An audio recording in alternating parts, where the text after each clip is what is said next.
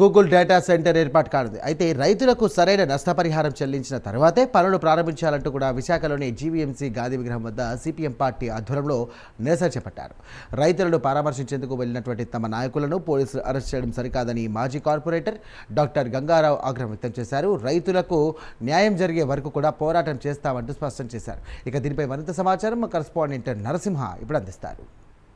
తర్లవాడ రైతులకు న్యాయం చేయాలని, అదేవిధంగా వారికి భూములు కూడా నష్టపరిహారం చెల్లించిన తర్వాతే గూగుల్ డేటా సెంటర్ను ప్రారంభించాలని విశాఖ జిల్లా జీవీఎంసీ గాంధీ విగ్రహం వద్ద సిపిఎం నేతలు అయితే పెద్ద ఎత్తున నిరసన కార్యక్రమం చేపట్టారు. అయితే గత రోజున అయ్యే ప్రాంతంలోనికి తర్లవాడ ప్రాంతానికి వెళ్ళిన తర్వాత కూడా అక్కడ ప్రాంతానికి వెళ్ళిన తర్వాత వారిని నిర్బంధం నుంచి వారిని అరెస్ట్ చేయడం కూడా ఖండిస్తున్నామని కూడా ఇక్కడ సిపిఎం నేతలు పెద్ద ఎత్తున అయితే నిరసన కార్యక్రమం చేపడుతున్నారు. అదేవిధంగా తర్లవాడ రైతులకు మద్దతుగా నిలిచిన సిపిఎం నేతలను కూడా అరెస్ట్ చేయడాన్ని కూడా మేము తీవ్రంగా ఖండిస్తున్నామని కూడా ఇక్కడ సిపిఎం నేతలు అయితే చెప్తున్న పరిస్థితి నెలకొంది. ఏదైతే ఇప్పటి వరకు ఈ నెల 28న గూగుల్ డేటా సెంటర్ను ప్రారంభించిన ఏపీ ముఖ్యమంత్రి నారా చంద్రబాబు నాయుడు 28న శంకుస్థాపన చేయనున్న నేపథ్యంలోనే తప్పకుండా మేము అడ్డుకుంటామని కూడా పెద్ద ఎత్తున నిరసన కార్యక్రమం చేపడతామని కూడా చెప్తున్నారు. అదేవిధంగా ఇదే తరుణంలో ఆ ప్రాంతానికి వెళ్లి నిరసన కార్యక్రమం చేపడుతున్న నేపథ్యంలో అక్రమంగా నిరసనలు చేశారని కూడా ఇక్కడ సిపిఎం నేతలు అయితే పెద్ద ఎత్తున నిరసన కార్యక్రమం చేపడుతున్నారు. అయితే ముఖ్యంగా దీనిపైన ముఖ్యంగా ఈ యొక్క ప్రాంతంలోనే ఆ తర్లవాడ ప్రాంతంలో ముఖ్యంగా సమస్య, అదేవిధంగా తర్లవాడ ప్రాంతంలో ఉన్నటువంటి రైతులకు నష్టపరిహారం చెల్లించిన తర్వాతే ఈ యొక్క శంకుస్థాపన కార్యక్రమాన్ని ప్రారంభించడంపై మీకు ఉద్దేశం చెప్పండి. తర్లవాడ దళితులు ఎవరైతే భూములు కోల్పోయారో, అలాగే బీసీలు ఎవరైతే కోల్పోయారో 601 ఎకరా భూమిని సాగు చేసుకుంటున్న పేదలు ఎవరైతే ఉన్నారో వాళ్ళకి న్యాయం చేయాలని సిపిఎం పార్టీ డిమాండ్ చేస్తుంది. అది గూగుల్ డేటా సెంటర్ కాదు, అదానీ డేటా సెంటర్. అంతకుముందు హిల్ టాప్ 3లో 80 ఎకరాల భూమి ఇచ్చారు. ఈరోజు కూడా ఆ భూముల్లో డేటా సెంటర్ రాలే. ఈ ప్రభుత్వం వచ్చిన తర్వాత గంగవరం పోర్టు ఆయన చేతిలోనే పెట్టింది, అదాని చేతిలో. దాదాపు 467 మంది నిర్వాసితులు ఎవరున్నారు నిర్దాక్షిణ్యంగా తీసేశారు. ఇప్పుడు వచ్చేసరికి గూగుల్ పేరుతో తర్లువాడలో 601 ఎకరా భూమి ఇస్తూ ఉన్నారు. ఈ సందర్భంగానే రాష్ట్ర ప్రభుత్వం 22,000 కోట్ల రూపాయలు రాయితీలు ఇచ్చిందండి. ఎవరైతే నిర్వాసితులు ఉన్నారో ఆ నిర్వాసితులకి 22,000 కోట్ల రూపాయలు ఇస్తే అన్ని న్యాయం జరిగేదానికి అవకాశం ఉంటుంది. వీళ్ళు ఏం వాగ్దానం చేశారు, ఏమి అగ్రిమెంట్ చేసుకున్నారంటే ఏదైతే డీఫారం పట్టాలు ఉన్నాయో 14 లక్షల రూపాయలు ఇవ్వాలని, అలాగే ఎకరాకి 20 సెంట్లు భూమి ఇవ్వాలని. మరి 28వ తేదీన శంకుస్థాపన చేస్తూ ఉన్నారు. ఆ శంకుస్థాపన చేస్తున్న వాళ్ళు ఈ సమస్య పరిష్కారం చేయాలి కదా. సమస్య పరిష్కారం చేయకుండా ఎవరైతే అడుగుతున్నారో వాళ్ళ మీద నిర్బంధకాండ ప్రయోగం చేస్తున్న 400 మంది పోలీసులను అక్కడ పెట్టారు, పికెట్ పెట్టారు. అక్కడ ఏమైనా గంజాయి వ్యాపారస్తులు ఉన్నారా, లేదనుకుంటే ఇసుక మాఫియా ఉందా, ల్యాండ్ మాఫియా ఉందా? పేదలు ఎవరైతే ఉన్నారో భూములు కోల్పోయారో వాళ్ళందరికీ న్యాయం చేయాలని చెప్తే 400 మంది పోలీసులు పెట్టి నిర్బంధకాండ ప్రయోగం చేసి పోలీసులు ఎప్పటికప్పుడు పోలీస్ స్టేషన్ తీసుకుని వచ్చి మీ మీద కేసులు పెడతామని చెప్పారు. అదే కాదు, నిన్న దానికి సంబంధించి సంఘీభావం తెలియజేయడానికి వెళ్ళిన డాక్టర్ గంగారావు గారికి మా పార్టీ లీడరు ఆర్ఎస్ఎన్ మూర్తి గారికి వెళ్ళిన వెంటనే అరెస్ట్ చేశారు. వాస్తవంగా గంగారావు గారికి ఆరోగ్యం బాగాలే, వాళ్ళు మీరు రండి అని అడిగితే వెళ్ళారు. వెళ్ళిన తర్వాత ప్రభుత్వం దాని సమస్య పరిష్కారం చేయకుండా జటిలం చేసే ప్రయత్నం చేస్తున్నది. ఇది పచ్చి దుర్మార్గమైంది.